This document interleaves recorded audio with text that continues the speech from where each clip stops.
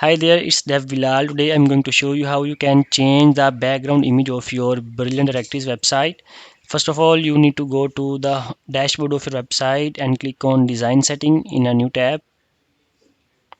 Here you will see a home page button and Hero Background Image section. When you will click on Hero Background Image section, you will see a button Replace Image. Upload any image of that size. I will upload that one. Click to Back to All Media.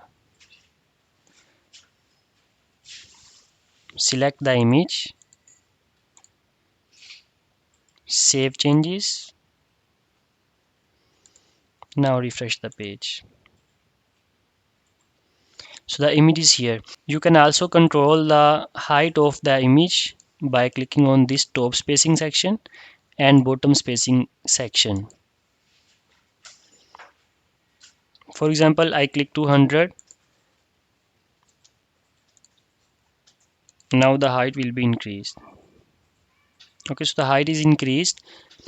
The bottom spacing is working for this box section. If you want to move this section up, clicking on this top spacing section, you can increase it from here, and you can increase the bottom spacing by clicking increasing or decreasing this section from here.